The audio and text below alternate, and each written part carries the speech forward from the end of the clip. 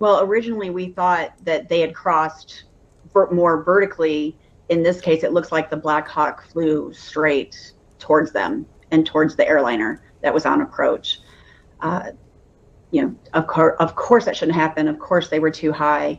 Also this morning, the New York Times is reporting that the Black Hawk may have strayed off course. Quote, the military helicopter appears to have been flying too high and outside its approved flight path at the time of the crash, according to 4 people briefed on the matter but not authorized to speak publicly, end quote. We saw the president send a message out early this morning talking specifically about the height of the Black Hawk that it was flying. We asked if what evidence there was that he has on that, if he's been briefed, and the press secretary just told us he is speaking the truth. And then to turn around and say, well, why didn't the air traffic controller turn him? And then later, well, the helicopter was flying too high.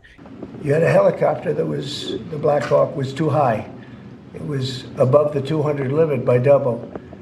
Shouldn't have been there. And there were some other mistakes made too, and I pointed them out also, and I was right on all of it. But they'll still do an investigation just to check it out, but I think that's what you're doing. The helicopter pilot at this point should be scanning aggressively. The exclusive videos show no sign of evasive maneuvers, and new flight tracking data suggests the Black Hawk may have been above the area's maximum altitude for helicopters. If it's higher than 200 feet, that's a decisive error that should not have happened. On Truth Social, Jake, this morning he was saying that he believed that the helicopter was flying too high as a result of what happened here and why it was in the path of that plane, that American Airlines plane that was landing.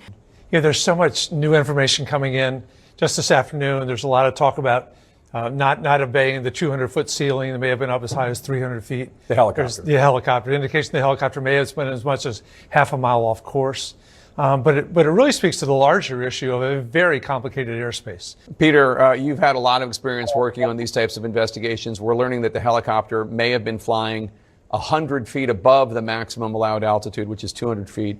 What questions does that raise for you? Why were they, if they were 100 feet too high, was it because the altimeter wasn't properly calibrated, because they weren't paying attention?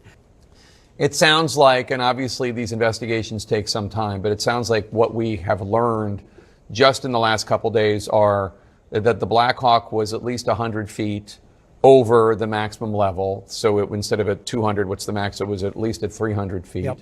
Flight tracking data from the company Flight Radar 24 appeared to show the helicopter was flying 100 feet above the maximum allowed altitude and veering off the prescribed route along the east side of the Potomac River. Well, both the president and Secretary Hegseth, I believe, said in that press conference in the briefing room that elevation was probably the issue here. It seems to be the case with the helicopter.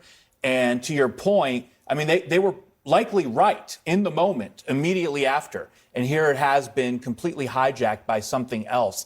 I think, though, it's just a nice use of the passive tense. Can I just say one thing about that? Just because we just had a whole conversation about this crash, the elevation is a fact, right? They were at the wrong elevation. The question is, and what the investigation will find out, is what actually caused that to happen.